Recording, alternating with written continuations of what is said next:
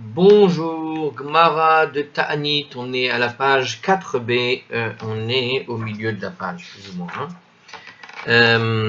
Alors, avant de démarrer la suite par rapport à notre vidéo précédente, bon, si vous l'avez suivi, vous saurez où est-ce qu'on en est, mais il vaut mieux rappeler le contexte.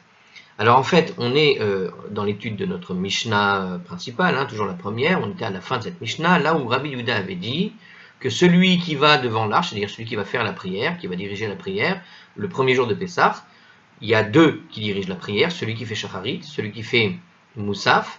Le premier qui fait Shacharit, il va mentionner les puissances de la pluie, on est donc à Pessah, et le dernier, donc le deuxième, celui qui va faire Moussaf, lui ne mentionnera pas les puissances de la pluie, c'est là où on change vraiment de saison, en tout cas à ce moment-là précis, au niveau de la prière. Et la Gemara avait relevé donc une contradiction, je rappelle la contradiction, à savoir que il avait été écrit, dans un passage qu'on va bientôt lire, dans une Mishnah qu'on va lire, il est écrit là-bas dans cette Mishnah, la question qui a été posée dans la Mishnah, c'est jusqu'à quand est-ce qu'on va demander la pluie? Donc jusqu'à quand on va donc réciter notre Mashiv Ruach Morid Hageshem? C'est quoi demander la pluie? C'est toute la question ici. Alors Rabbi Yehuda nous avait dit jusqu'à ce que Pessah soit passé, et Rabbi Meir nous avait dit jusqu'à ce que Niswan soit passé. Mais dans les paroles de Rabbi Yehuda, il y a une contradiction puisqu'il nous dit jusqu'à ce que Pessah soit passé. Et la question donc qui se posait, c'est de savoir, mais comment est-ce que d'un côté, dans notre Mishnah, il affirme qu'on va mentionner la pluie au moment de Moussaf du premier jour de la fête de Pessah, et ici, il nous explique que c'est jusqu'à ce que Pessah soit passé. Alors on a eu plusieurs explications là-dessus, sur ce sujet. On a présenté plusieurs, comment dirais-je, versions, d'accord? Mais en fait, voilà. Alors, on a expliqué tout ça. Ça, c'est dans la vidéo précédente. C'est le sujet d'aujourd'hui, quoi. En tout cas, le sujet du début de notre vidéo, qui est la suite de ce qu'on a fait déjà, qui sont les réponses à cette problématique. Donc, cette contradiction apparente. Est-ce que Rabbi Yehuda, comment c'est possible qu'il nous dise donc dans la Mishnah qu'il faut changer le mention de la pluie au premier jour de Pessah? Et dans d'autres endroits, et dans une autre Mishnah, il nous explique qu'il faut le faire après Pessah. Il faut demander la pluie après Pessah. Alors, on a déjà donné des explications, on ne va pas le refaire. Donc, on va plutôt passer à quelqu'un d'autre qui va essayer de relever, de lever cette contradiction. Donc, on a vu Rav Yosef qui a tenté, Oula, Ravi Zera, etc., etc. Chacun a tenté de lever la contradiction qui est apparente ici. Certaines explications sont meilleures que d'autres. Et donc maintenant, on va passer à Rabat. Alors justement, Rabat va nous dire que cette contradiction, alors Rabat Amar, donc Rabat a dit, alors qu'est-ce qu'il a dit? Il a dit que la contradiction qui est relevée dans les propos de Rabbi Yehuda peut être levée si on réinterprète ce qu'il a dit en fait dans la deuxième Mishnah. En gros, qu'est-ce qu'il a dit dans la deuxième Mishnah? Alors, est-ce que... Attendez, je vais juste un peu, je vais vérifier quelque chose. Ok, voilà, la petite vérification est faite. C'était juste pour être sûr que j'ai bien repris au bon endroit. Alors, donc, c'est bien ça. Donc, on est dans le passage où c'est Rabat qui va tenter d'expliquer donc cette contradiction. Alors, qu'est-ce qu'il nous dit? Il nous dit que notre deuxième Mishnah, Maï Ad Sheyavor HaPesach, donc dans notre deuxième Mishnah qu'on avait soulevé, Rabbi Yehuda disait donc jusqu'à ce que Pessah soit passé, Ad Sheyavor Zman Shritat HaPesach, en réalité, pour Rabat, ça signifie jusqu'à ce que le moment de l'abattage du sacrifice de Pessah soit passé. Alors je suis content parce qu'il me semble, c'est pour ça que peut-être j'avais un doute, il me semble que j'avais proposé cette solution de tête, comme ça, par réflexion. Alors je suis content que, apparemment, j'ai pensé comme Rabat. Il me semble que j'ai dit ça dans la vidéo d'avant. Alors, en tout cas, cette solution semble très logique. Pessah ne signifie pas effectivement simplement la fête de Pessah, mais dans les propos de Rabbi Yehuda, Pessah peut ne signifier que ici le sacrifice de Pessah. Et il s'avère que le sacrifice de Pessah ne se fait que le premier jour. Et justement, il précise ici dans Art Scroll, en fait, c'est-à-dire en réalité, donc alors le texte il dit jusqu'à ce que le moment de l'abattage de Pessah soit passé. Et c'est quoi ce moment du sacrifice de Pessah? Ce moment où jusqu'à quand tu as le droit de faire le sacrifice? Il y a écrit là-bas, c'est d'ailleurs jusqu'à midi. C'est-à-dire que la veille de Pessah, qui est le moment à partir duquel on peut commencer à battre le sacrifice de Pessah, donc moi j'avais proposé ces solutions mais je ne savais pas ce point, à savoir effectivement, ça me revient, hein, il me semblait que j'hésitais à cause de ça, à savoir que le sacrifice de Pessah c'est surtout la veille de Pessah, le soir de Pessah, puisque c'est avec ça qu'on va faire le Seder théoriquement. Or il s'avère que ce sacrifice on peut l'accomplir en réalité jusqu'au lendemain à midi. Donc on cesse de demander la pluie, selon cette version, si on pense que Rabbi Yehuda nous dit donc jusqu'à ce que soit passé justement le moment de l'abattage du sacrifice de Pessah, eh bien ce sacrifice de Pessah, nous explique ArtScroll, peut se faire jusqu'à midi, donc on cesse de demander la pluie, selon Rabbi Yehuda, jusqu'à la prière en fait de Mincha, de la veille de Pessah, récitée après le milieu du jour. Attends une minute. On cesse de demander la pluie lors de la prière de Mincha de la veille de Pessah, récitée après le milieu du jour. On continue toutefois à mentionner donc la pluie jusqu'à l'office de Moussaf, le premier jour de Pessah, comme l'a enseigné Rabbi Yehuda dans notre Mishnah. D'accord, ok, donc on ne demande plus la pluie, mais on mentionne encore Pessah jusqu'au moment où tu peux encore faire ce sacrifice, qui est donc... alors attendez, jusqu'à midi, la veille de Pessah, ce n'est pas le premier jour de Pessah, je suis désolé. J'ai mal lu, chers amis, j'ai mal compris. Je suis allé trop vite dans mon raisonnement, je lisais mais je pensais à autre chose. Donc il nous dit ici, c'est jusqu'à midi, la veille de Pessah.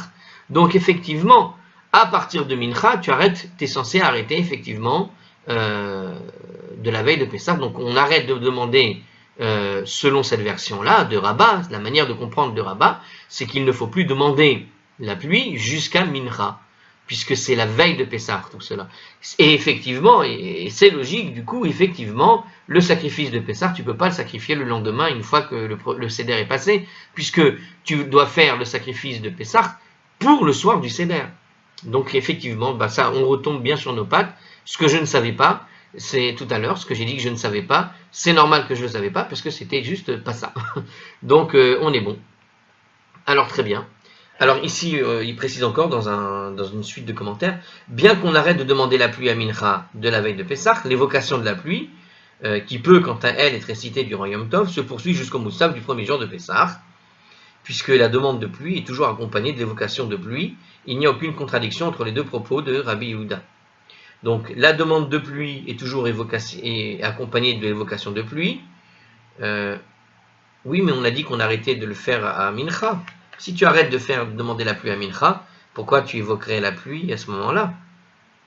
Je ne vois pas pourquoi il n'y aurait pas de contradiction ici. Il semble qu'il y aurait une contradiction. Il nous dit de revoir la note 4. Alors, d'accord.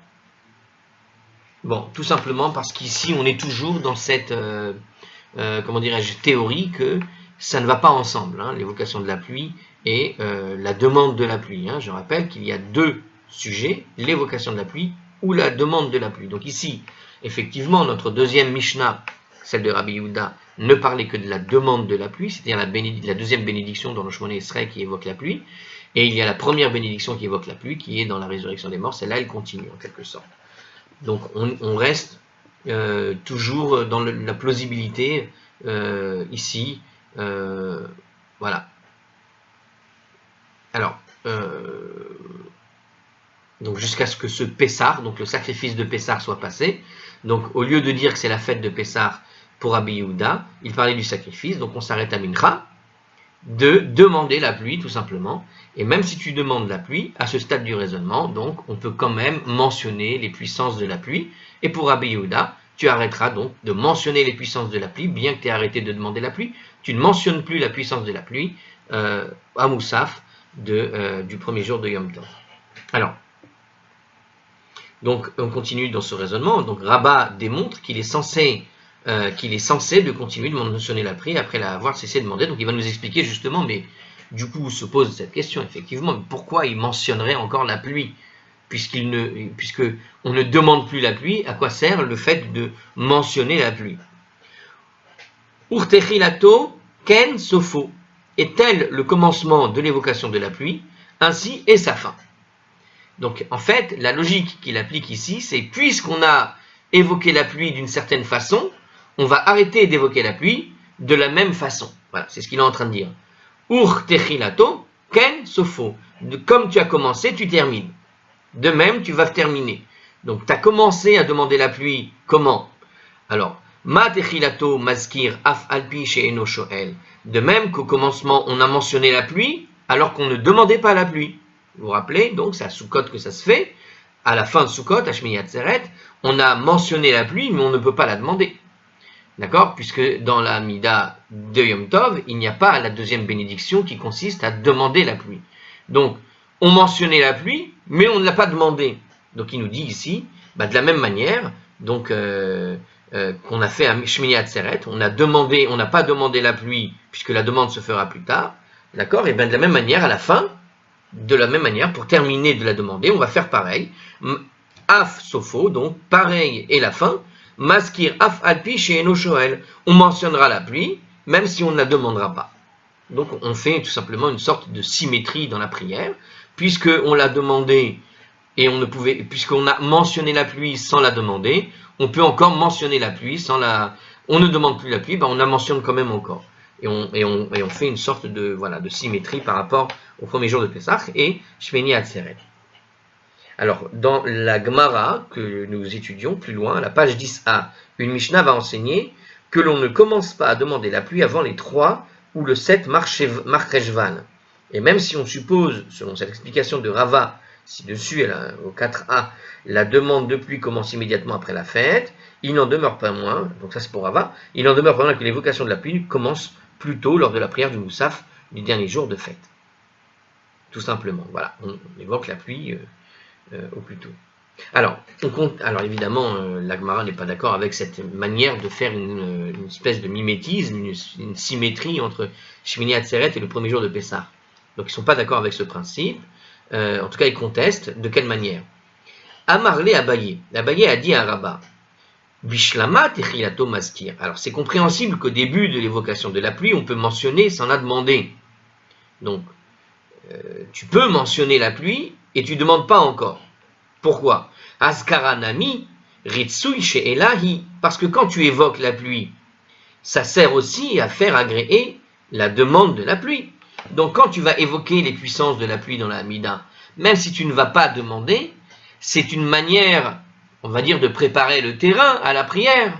Tu prépares le terrain puisque tu vas mentionner cette puissance de la pluie pour dire à Dieu, voilà, bientôt je vais te demander la pluie. Donc c'est presque une demande, c'est une manière de faire agréer la demande, nous dit ici Abaye. Donc à Shmini Atzeret, dans le commentaire, on loue Dieu pour son pouvoir de dispenser la pluie, pour obtenir plus tard une réponse favorable à notre requête de pluie. Donc c'est une sorte de préparation à la prière, donc c'est bien ça.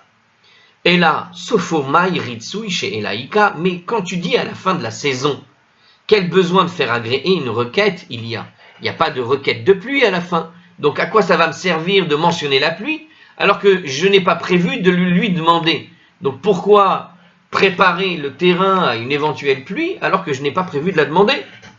À quoi bon donc d'évoquer la pluie après l'office de Shacharit de la veille de Pessah, alors que la demande de pluie a déjà été suspendue?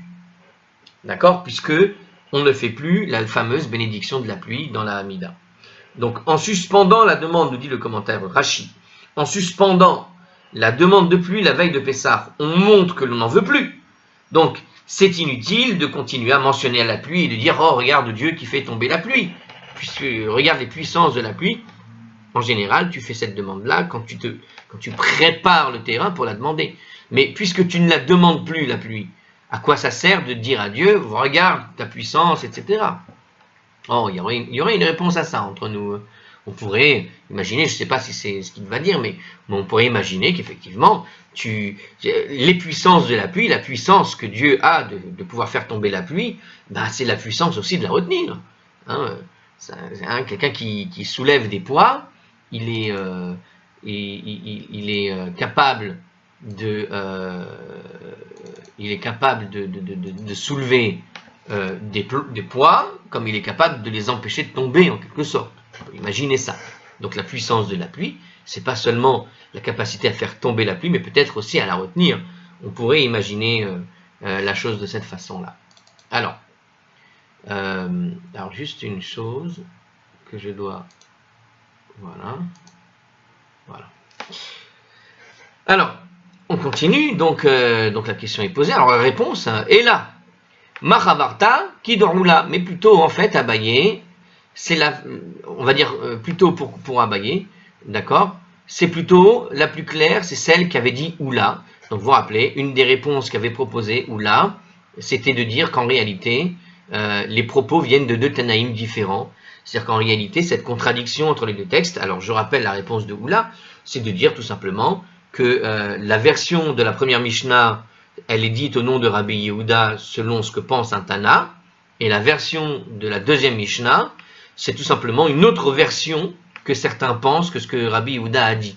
Donc pour certains pensent que Rabbi Yehuda voulait faire cesser la mention de la pluie, la demande de la pluie au moment du premier jour de Pessah, et pour d'autres, il voulait attendre que la fête de Pessah se termine.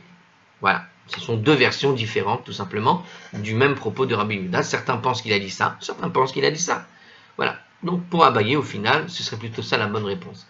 Alors pourquoi il donne cette réponse du coup tout simplement, je pense, parce qu'à partir du moment où tu établis que l'évocation des puissances de la pluie, donc la première mention de la pluie au moment de la bénédiction, de la résurrection des morts, fait office quelque part d'une demande de la pluie, et du coup, tu peux imaginer finalement que pour Rabbi Yehuda, à ce moment-là, il faut effectivement demander la pluie dès le début.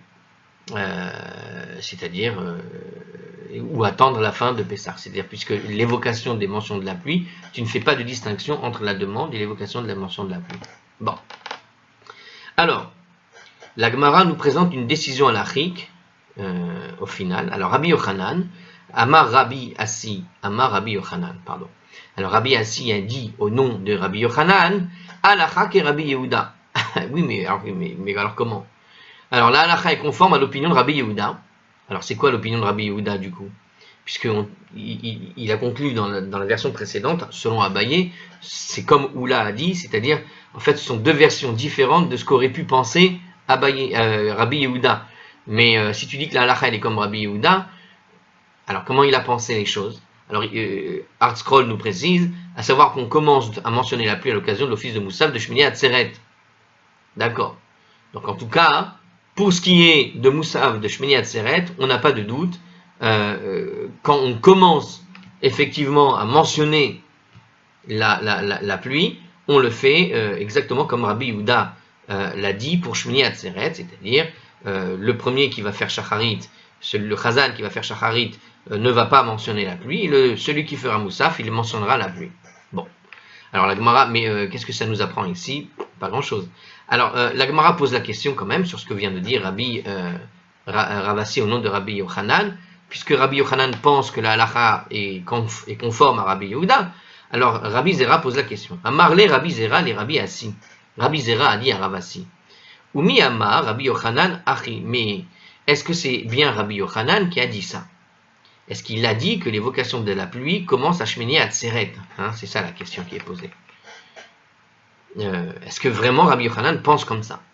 Vehatnan, et pourtant, on a appris dans une Mishnah, donc nous dit ici Rabbi Zera, Bishlosha bemar cheshvan sho'alin et ageshamim. C'est à partir du 3 mar cheshvan, un des mois de l'année, qu'on demande la pluie. Donc c'est le mois qui vient après Tishri. Donc on attend un peu, quoi. C'est à partir du 3 mar cheshvan, on attend 2-3 semaines, quoi, avant de demander la pluie. Alors il savait par tradition que la saison des pluies commençait vers cette date, nous dit Rashi ici. Donc Rabban Gamliel Omer, Beshivra Bo. Alors Rabban Gamliel, lui, il disait, on commence à le faire à partir du 7. Ve'amar Rabbi Eliezer, et Rabbi Eliezer, il disait à ce sujet, Halacha ki Rabban Gamliel, la halacha, elle est conforme à l'opinion de Gamal Rabbi Eliel. Donc selon cet arrêt, on ne demande plus, nous explique ici. Alors, selon cette décision, on ne demande pas la pluie avant le 7 Marcheshvan, ce qui va à l'encontre de ce qu'affirmait Rabbi Yochanan, à savoir que l'on commence à mentionner la pluie de Shmini Atzeret. Si tu dis que la halakha est comme Rabbi Yochanan, que Rabbi Yochanan il pense comme Rabbi Yehuda, Or, Rabbi Yochanan, lui, il te dit, dans une Mishnah, a priori, on commence, en tout cas, là, la Chaz semble dire qu'on commence le 3 Mar Cheshvan, ou, selon Rabban Gamliel, qu'on commence le 7.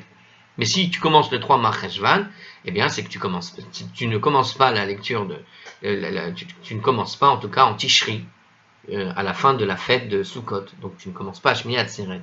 Donc, comment ça se fait que Rabbi Yassi dit au nom de Rabbi Yochanan que la halakha serait comme Rabbi Yehuda, parce que pour Rabbi Yehuda, tu demandes la pluie à partir de Shmini Atzeret. Donc, il y a quelque chose qui ne va pas. À ce point du raisonnement, encore une fois, nous dit Rashi, la Gemara suppose que les dates de demande et d'évocation doivent coïncider. C'est-à-dire que maintenant, on est en train de réfléchir sur l'idée, donc, l'évocation et la demande, c'est pareil, ça doit se faire en même temps. D'accord? Donc, à ce stade du raisonnement, ça se ferait normalement en même temps. Ça veut dire quoi? Ça veut dire que si tu me dis qu'on doit demander la pluie le 7 Mar Cheshvan, c'est que tu fais l'évocation de la pluie le 7 Mar Cheshvan. Ou bien, si tu me dis que l'évocation de la pluie se fait à Shmini Atzeret, c'est que la demande de la pluie se fera dès le lendemain de la fête, dans la Hamida naturelle, depuis Arvit, à savoir qu'on demandera la pluie au moment même où tu vas évoquer, à partir du moment où tu as changé et que tu fais l'évocation de la pluie dans la première partie de la prière, de la Hamida, c'est que tu demandes aussi la pluie dans la Hamida qui est différente, celle de la sortie de la fête. Donc là aussi, il faudra demander la pluie. Donc ça coïncide en même temps. D'accord? Bon. Alors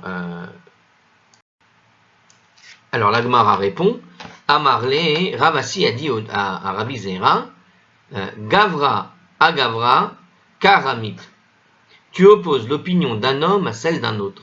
La décision de Rabbi Yochanan n'a pas à concorder avec celle de Rabbi Eliezer. Alors il nous dit ici, Assi, il a dit à Rabbi Zera, écoutez ça, c'est intéressant, il dit Gavra à Gevra, Karamit. Alors il faut essayer de comprendre ce qu'il veut dire ici. Tu opposes l'opinion de quelqu'un, d'un homme, avec celle d'un autre en fait. Rabbi Yochanan n'est pas obligé de concorder avec Rabbi Eliezer. C'est-à-dire que toi, tu es venu me dire que Rabbi Eliezer a dit que c'est à partir du 3 Mar Cheshvan. Ou tu es venu me dire que Rabbi Eliezer a dit à ce sujet que la loi, la halakha, elle est comme Rabban Gamliel, qui est donc le 7 Mar Cheshvan. Bon, mais c'est Rabbi Eliezer qui me dit, comment ça se fait que tu me dis que Rabbi Yochanan se contredit, mais en quoi il se contredit? Rabbi Yochanan, il pense qu'il a envie de penser, et Rabbi Eliezer, il pense qu'il a envie de penser. Rabbi Yochanan, il te dit que la halakha est selon Rabbi Yehuda, et Rabbi Eliezer, il te dit que la halakha est selon Rabban Gamliel.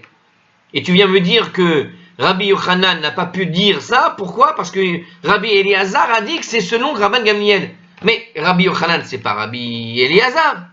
Rabbi Eliezer, c'est pas Rabbi Yochanan. Donc comment tu viens me dire, ça ne comprend pas ici l'argument. Tu me dis que Rabbi Yochanan n'aurait pas pu dire ça, pourquoi? Parce que c'est Rabbi Eliezer qui a dit autre chose.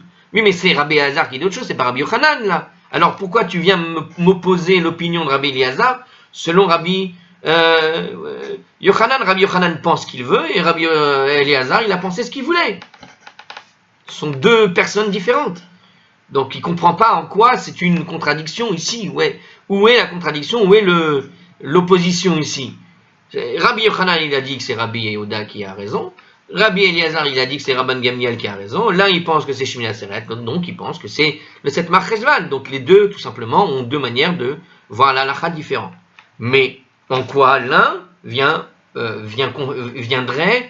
dire que l'autre se contredit ou a dit quelque chose qui ne correspondrait pas?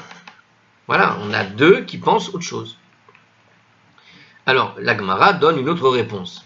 Évidemment, parce qu'effectivement, là, on ne voit pas très bien en quoi la réponse de Rabbi Zera à Ravasi est une contradiction par rapport à ce que aurait dit Rabbi Yochanan, puisqu'il avait posé comme question, est-ce que vraiment Rabbi Yochanan a dit ça?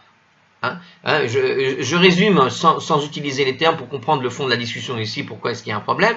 Si je résume, en gros, il dit comme ça. Rabbi Zera a dit Ravasi, est-ce que Rabbi Yochanan a dit ça?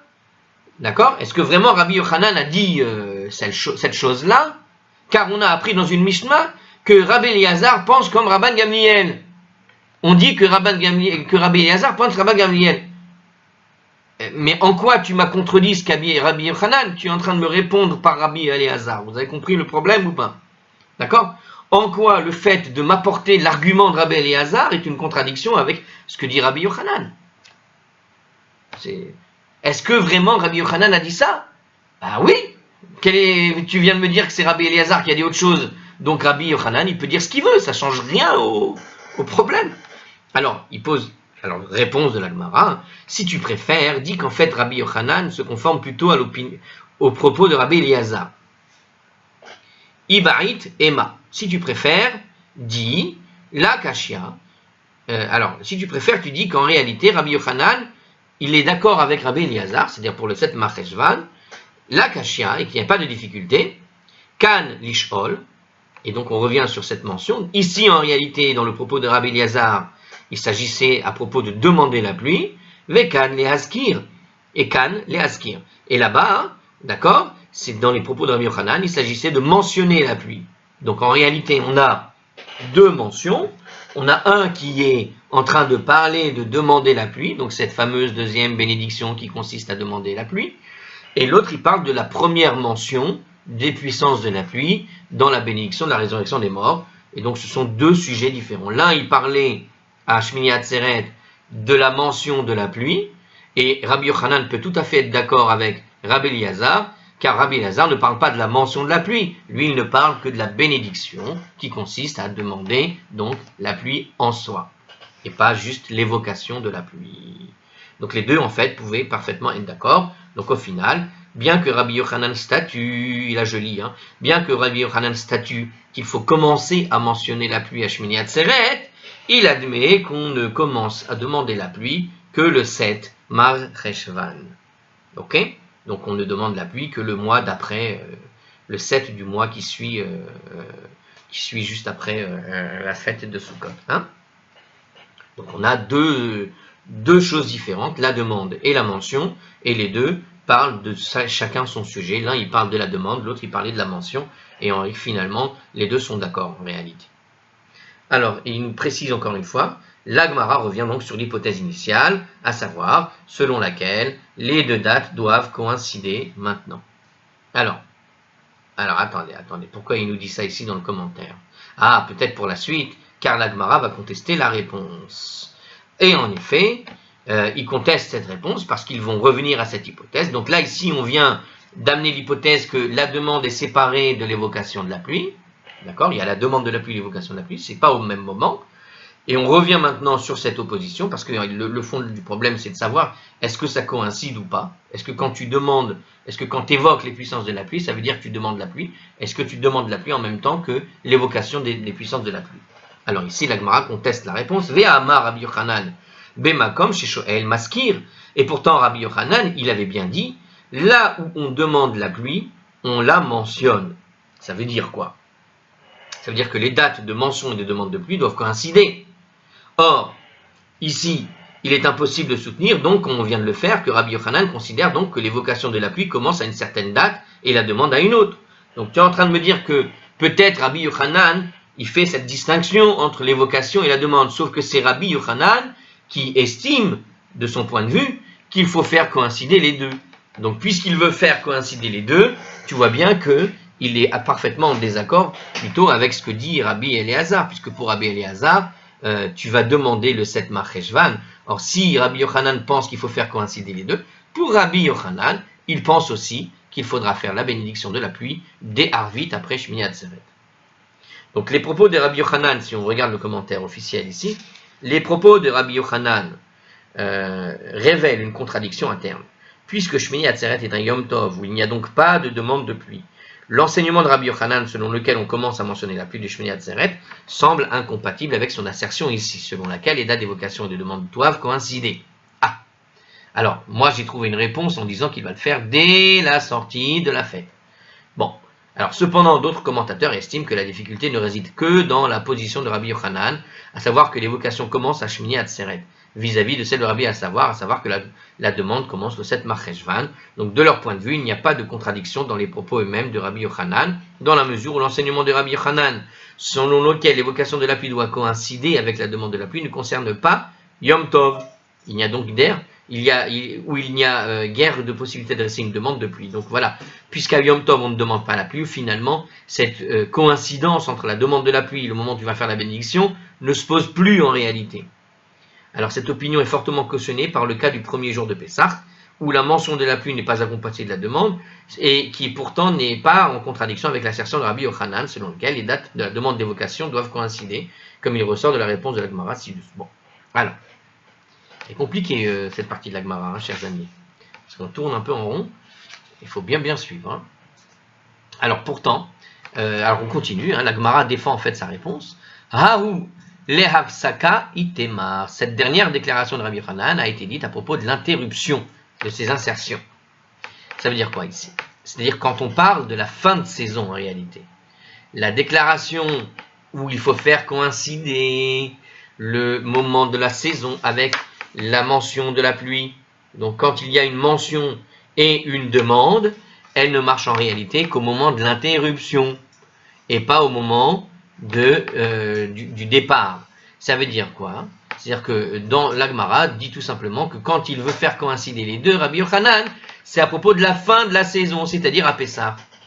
Donc pour lui, effectivement, quand on cesse de demander la pluie, il faut aussi cesser de mentionner. Donc la coïncidence, elle marche au moment où tu termines et pas au moment où tu commences. Donc effectivement, on peut maintenir l'idée à ce moment-là qu'il y avait bien une opinion de Rabbi Yochanan et de Rabbi Eliezer qui pouvait effectivement être la même, à savoir que l'un pense que tu vas effectivement mentionner Hashmini Atzeret et démarrer à Yom Tov, le 7 Marcheshvan pour Rabbi Eliezer. Et en fait, les deux se correspondent bien. C'est juste que quand Rabbi Yochanan te dit qu'il faut que ça coïncide, il parle au moment de l'interruption, pas au moment du démarrage de la fête. Et donc, il parle à ce moment-là de Pessah.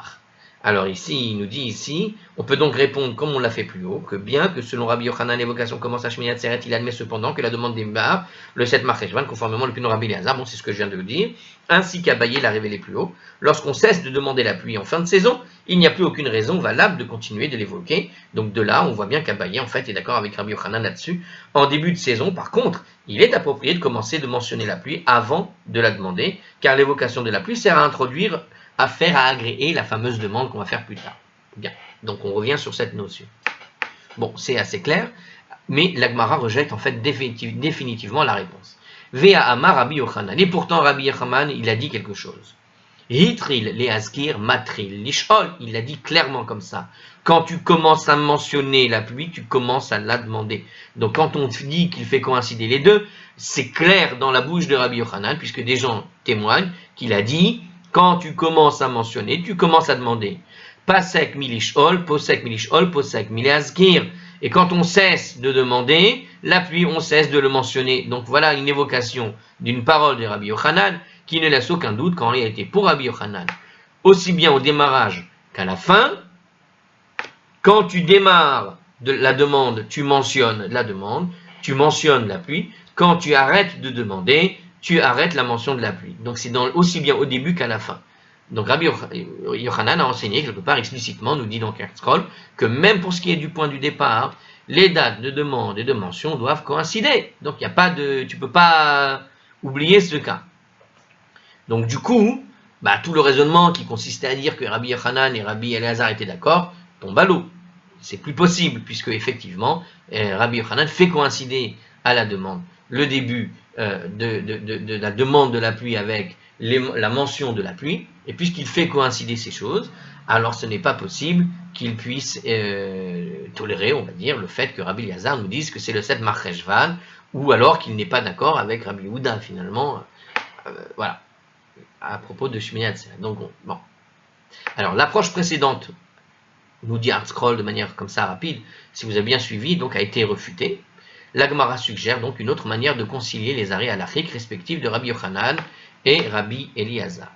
Alors il nous dit comme ça, et là, l'Akashia, plutôt ces divergences de propos ne soulèvent pas de difficultés. Halan, parce que l'un, Rabbi Eliezer, qui affirme que la demande commence le 7 Marcheshvan, il s'adresse à nous qui vivons en Babylonie. Ha, Lehu. Et l'autre, Rabbi Yochanan, qui affirme que l'évocation démarre à Shmini Atzeret, lui, il s'adresse à eux. Eux, c'est qui? C'est-à-dire ceux qui habitent en Eretz Israël.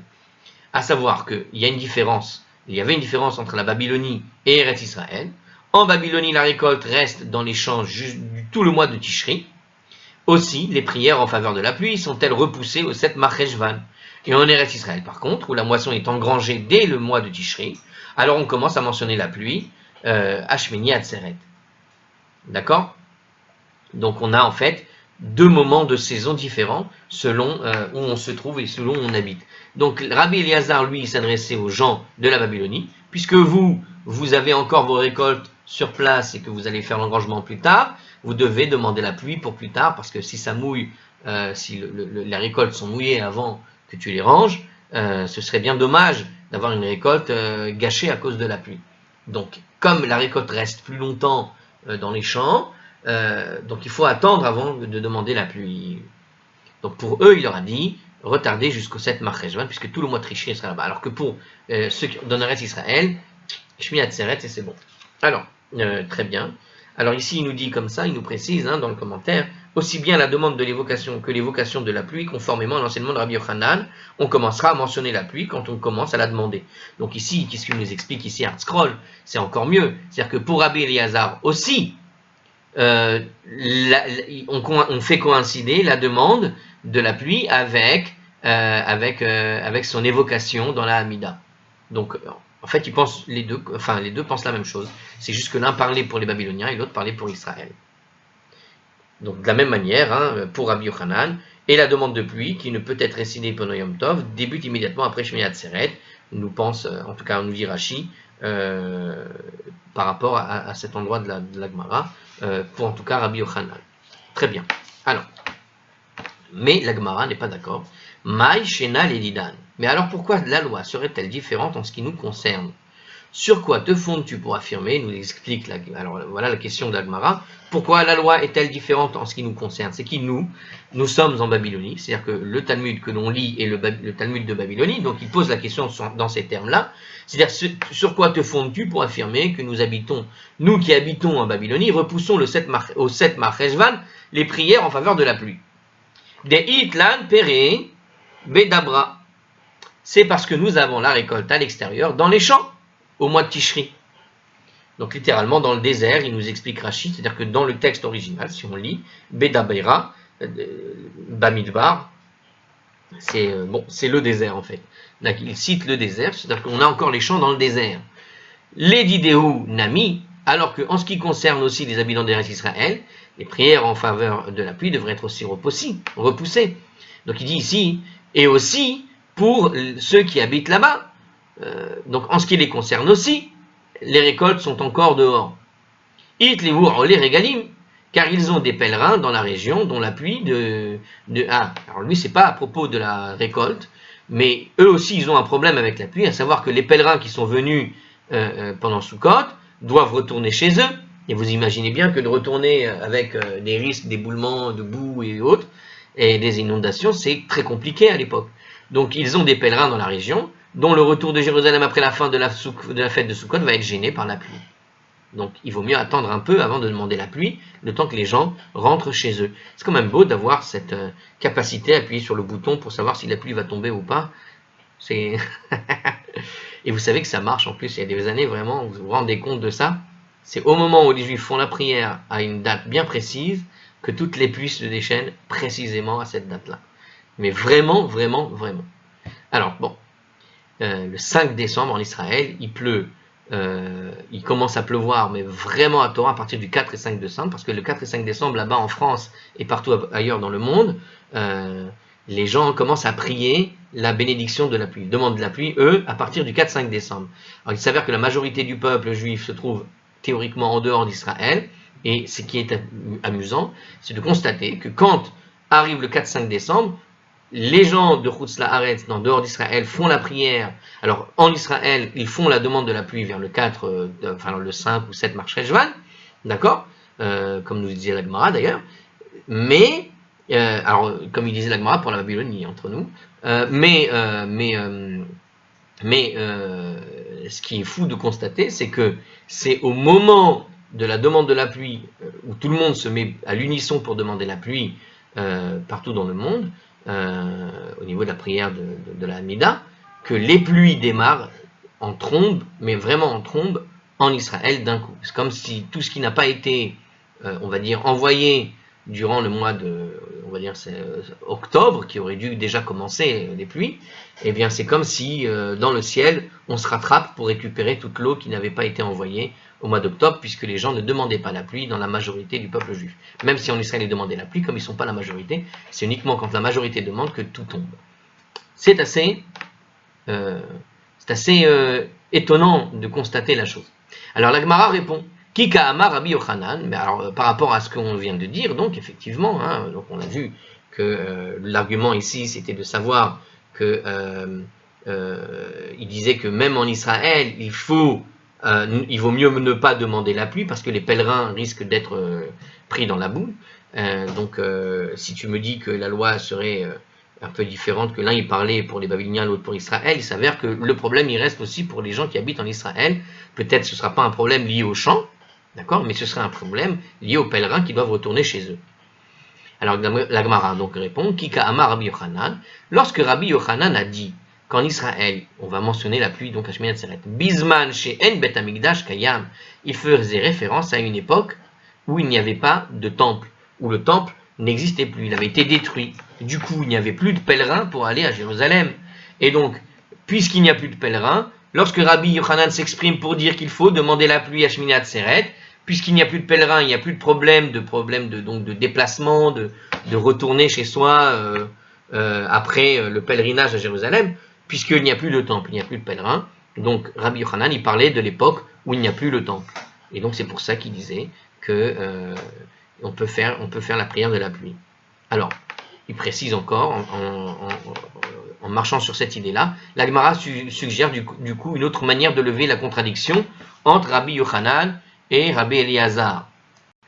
Et il dit cela, maintenant que tu es parvenu à cette conclusion, on peut donc dire que les deux propos s'appliquent en fait à eux, aux habitants d'Eretz Israël.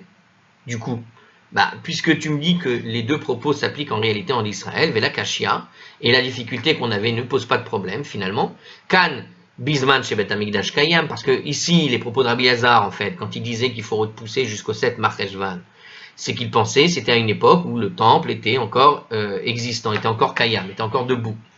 D'accord? Et donc, c'était des prières en faveur de la pluie, étaient reportées, eu égard aux pèlerins, pour éviter donc qu'ils se retrouvent dans la boue avec des complications et des dangers sur la route dus aux inondations et autres que peut provoquer la pluie dans cette saison-là. Kan Bisman, chez En Migdash Kayam, et Rabbi Yochanan, quand il s'est exprimé, il s'est exprimé tout simplement dans un moment où le temple n'existait déjà plus, et c'est pour ça qu'il disait que effectivement on doit demander la pluie à partir du moment où le temple n'est pas là. La pluie, tu peux les demander depuis le mois depuis Shmini Atzeret, la fin de Shmini Atzeret. Alors, à Moussaf de Shmini Atzeret. Alors la Gemara s'enquiert. Et nous, en diaspora, du coup, qu'est-ce qu'on fait? Alors, on va continuer jusqu'au bout, allez. Et nous, en diaspora, qui observons 2 jours de Shmini Atzeret, comment on fait? Achi Ravdinan, comment est-ce qu'on doit agir, puisqu'on a 2 jours de Shmini Atzeret? D'accord? Vous savez qu'en diaspora, ils ont donc 2 jours de Yom Tov au début, 2 jours de Yom Tov à la fin. Shmini Atzeret est un jour de Yom Tov, donc ils vont faire 2 jours de Yom Tov pour Shmini Atzeret. La question qui est donc posée, c'est comment ils font du coup quand il y a 2 jours de Yom Tov comme ça. Alors il va expliquer ça ici. Alors justement, au cours de la majeure partie de l'ère talmudique, on établissait le début du mois, Rosh Chodesh, non pas en vertu du calendrier fixe, mais de l'observation de la nouvelle lune. Et ça survenait donc à chaque fois au début de mois. Donc l'observation de la lune, c'est ce qui permettait effectivement de déterminer qu'on était ou pas, qu'il y avait ou pas Rosh Chodesh. Du coup, on avait besoin de témoins. Les témoins apercevaient la nouvelle lune, et ils allaient alors faire une déposition au Beddin, qui à son tour allait faire la proclamation du nouveau mois. Ainsi, le premier jour du mois survenait tantôt 30 jours, et bien tantôt 31 jours à compter du début du mois précédent. Donc soit on était le 30, soit on était le 31 par rapport au mois qui venait de s'écouler. Et le début du mois arrivait soit 30 jours après le mois de l'année d'avant, le début du mois de l'année d'avant, soit 31 jours après, jamais plus. Alors, il était donc impossible de prévoir à l'avance le jour de cette occurrence, parce que ça pouvait être soit 30, soit 31 jours. Donc, Rosh Chodesh pouvait démarrer un jour plus tôt ou un jour plus tard. Donc, ça pose un problème. Or, en Eretz Israël, l'observance des fêtes en leur temps ne posait aucun problème, car elles ont lieu, à l'exception de Rosh Hashanah, au milieu du mois, date à laquelle tout le pays savait déjà le jour exact de Rosh Chodesh. Alors, pardon, l'observance, par l'observation. L'observance des fêtes en leur temps ne posait donc aucun problème, puisqu'elles avaient lieu au milieu du mois, la date à laquelle tout le pays avait déjà le jour exact de Rosh Chodesh. Donc, on connaissait déjà le jour de Rosh Chodesh, le 15 du mois. Donc, on savait quand tombaient les fêtes. Mais la diaspora, en revanche, n'était pas avisée à temps des dates exactes de célébration des différentes fêtes. Alors, c'est pourquoi elle observait en fait chaque Yom Tov pendant 2 jours consécutifs, afin de prendre en compte toutes les possibilités. Et de cette manière-là, ça permettait d'être sûr d'avoir fait au moins un des jours au bon endroit. Par conséquent, la diaspora, Shmini Atzeret est observé le 9e jour de fête, au même titre que le 8e jour, étant donné l'éventualité que le présumé 8e jour puisse être en fait le 7e et le 9e. Donc voilà, et le 9e, était en fait le véritable jour de Shmini Atzeret. Donc en gros, on rajoutait un jour supplémentaire pour être sûr de tomber au bon endroit, c'est ce que nous explique Rashi. Voilà, bon. Donc du coup, comment eux ils font? Puisqu'ils ont peut-être le Shmini Atzeret qui tombe le 9e jour, ou le 8e, ou le 8e, ou le 7e. Donc il y a toute cette difficulté. Comment devons-nous agir? Nous demande la Gemara à propos de ceux qui habitent là-bas, en dehors d'Israël. Lequel de ces 2 jours doit être le point de départ pour l'évocation de la pluie? Donc dans la Gemara, il semble qu'on a accepté finalement notre conclusion apparemment. Donc on est d'accord à propos de la situation qui était problématique, à propos de la contradiction entre Rabbi Lazare et donc Rabbi Yochanan. A priori, on est maintenant tous d'accord sur comment est-ce que ça se gère. Alors, l'idée que l'évocation et la demande débutent le même jour est a priori acceptée, et c'est le point de départ qui fait que c'est soit le 7 Marcheshvan en Babylonie. D'accord? Donc le point de départ, c'est soit le 7 Marcheshvan en Babylonie, soit donc Shmini Atzeret pour Israël. Néanmoins, les autorités halachiques ignorent cette conclusion et statuent que l'évocation commence en fait à Shmini Atzeret aussi bien en Eretz Israël qu'en diaspora, y compris en Babylonie, et que la demande commence le 7 Marcheshvan en Eretz Israël. Donc, en réalité, aujourd'hui, du point de vue de l'halakha, il semblait accepter cette idée-là qu'on fait coïncider la mention de la pluie avec la demande de la pluie, mais en réalité, aujourd'hui, ce qu'on fait, ce qu'on avait expliqué déjà, c'est qu'en réalité, on mentionne la pluie à Shmini Atzeret, et on demande la pluie le 7 Marcheshvan, on laisse un temps entre la fin de la fête de Shmini Atzeret et le moment où tu vas demander la pluie, et ce temps est encore plus long quand tu es en dehors d'Eretz Israël. Donc en tout cas la Gemara, alors ce temps est encore plus long mais ils ne l'ont pas dit ici. Ici la question que la Gemara suppose que Shmini Atzeret soit celui du point de départ de l'évocation de la pluie, même en diaspora, s'appuie sur le même principe de celui qui transparaît dans la décision des commentateurs, à savoir qu'on fait coïncider les deux en même temps, en tout cas à ce stade. Alors la Gemara répond Amarav Ravadi Matril Bemoussafim. On commence en fait à mentionner la pluie l'office de Moussaf du 8e jour. Ou Posek, Bemincha, Arvid, Veshacharit, et on arrête d'évoquer au cours de la prière de Mincha de ce jour-là, ainsi qu'au cours de la prière donc de Arvid et de Shacharit. Donc on arrête de mentionner au cours, voilà, on a compris comment ça marche, et puis finalement on commence à mentionner à l'office de Moussaf du 9e jour. Donc il nous dit comme ça, je répète, on commence à mentionner la pluie à l'office de Moussaf, d'accord? Rav a dit, alors attention, il y a plusieurs versions, donc Rav, qu'est-ce qu'il dit? On commence à mentionner la pluie à l'office de Moussaf le 8e jour, et on arrête d'évoquer au cours de la prière de Mincha, au cours de la prière de Harvit et de Shacharit le 9e jour, et on recommence à mentionner à l'office de Moussaf. C'est-à-dire qu'on ne le fait la mention de la prière de la pluie qu'à Moussaf le 8e et le 9e. Et puis il s'arrête au milieu. C'est un petit peu bizarre comme version. Alors pourquoi il le fait? Parce que au cas de doute, c'est-à-dire que peut-être c'est celui-là le vrai 8e jour. Rappelez-vous que la raison pour laquelle on doublait les jours, c'était parce qu'on ne pouvait pas déterminer de manière sûre quand est-ce que Rosh Chodesh tombait. Donc puisqu'on n'était pas sûr que le jour de fête était le jour de fête, donc on le faisait au cas où, et puis on arrêtait de le faire, et puis on le refaisait pareil au cas où le jour d'après. Mais peut-être que le présumé 8e jour n'était en réalité que le 7e jour de Sukkot, auquel cas la mention de la pluie ne doit commencer qu'à l'office de Moussaf, du lendemain. Et donc du coup il s'arrêtait de le faire, L'enseignement de Rav ici repose sur l'idée qu'en raison du doute concernant la date de Shmini Atzeret, l'évocation permanente de la pluie doit être différée au second jour de Shmini Atzeret, mais que le commencement formel de l'évocation doit se faire au cours des offices de Moussaf des 2 jours. Bon. La Gemara émet une réserve dans cette façon d'agir, dans cette règle. Amar Léou Shemuel, Shemuel leur a dit à ceux qui ont apporté la décision de Rav, Poko, Poukou, Ve Imroulé, les Abba. Allez dire donc à Abba, Rav donc, il s'avère que, alors le prénom de Rav c'était Abba, c'est marrant, pourquoi on ne dit pas Rav Abba, mais en raison de son importance en Babylonie, on l'appelait juste Rav, tout comme on appelait Rabbi Yehuda, le prince, Anassi, Rabbi. Donc, le fameux Rabbi Yehuda Anassi était appelé simplement Rabbi. Rav, c'est Abba. Rav Abba, mais il était tellement important qu'il avait le surnom de Rav par excellence, quoi. Pareil pour donc Rabbi Yehuda Anassi, qui était juste appelé Rabbi, en Eretz Israël, etc. Et donc, Rashi ici suit probablement cette opinion. Mais ce qui signifie, du coup, parce que quand il parle d'opinion, ça veut dire que tout le monde n'est pas d'accord. Bon, on continue en tout cas, dans le raisonnement. Donc, Shemuel leur a dit, allez donc dire à Abba, c'est-à-dire Rav, Achar she'asitu kodesh, après avoir fait du 8e jour un jour sacré, voilà que tu en fais un jour ordinaire. Comment? Tu sacralises le 8e jour en disant qu'il est, tu vas faire Morid HaGeshem, donc tu vas sacraliser ce jour comme étant Shmini Atzeret. Puis tout d'un coup, tu reviens sur un jour normal. Mentionner la pluie dans le Pierre de Moussaf, d'une certaine manière, implique que tu considères ce jour comme le jour de Yom Tov. Donc si tu fais le Moussaf de Yom Tov, que c'est un jour de Yom Tov, tout d'un coup tu dis que c'est plus Yom Tov, comment dès lors cesser d'évoquer la pluie dans la prière suivante le même jour? Sous-entendant ainsi qu'il n'est en fait que le 7e jour de Sukkot. Tu es revenu en arrière, et pas un jour de Yom Tov, c'est pas possible. Alors Shmuel statue différemment, et là Shmuel, Amar Shmuel, donc plutôt Shmuel il dit, Matril be Moussafin ou Mincha, on commence à mentionner la pluie dès lors de l'office de Moussaf du 8e jour, et on continue à l'office de Mincha, de ce même jour, ou Posek, Arvit, ve Shacharit, on arrête dans l'office de Arvit et de Shacharit, mais il fait la même chose, Vechoser ou Matril be Moussafin, et on recommence dès lors à l'office du Moussaf.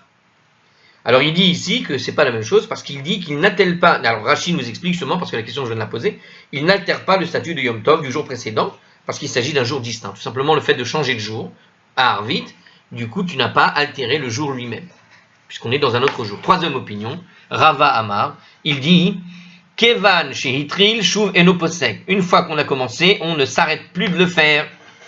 Vechen Amar Rav Sheshet. Et ainsi a dit Rav Sheshet Kevan shehitril shuv eno posek. Une fois que tu as commencé à mentionner, on ne cesse plus de le faire. Donc si tu commences le 8e jour à Moussaf de me faire Mashiv Aroch Morid HaGeshem, ça y est, tu as démarré, tu t'arrêtes plus. Donc il y a 2 Rav pour appuyer cette idée-là, qui disent la même chose.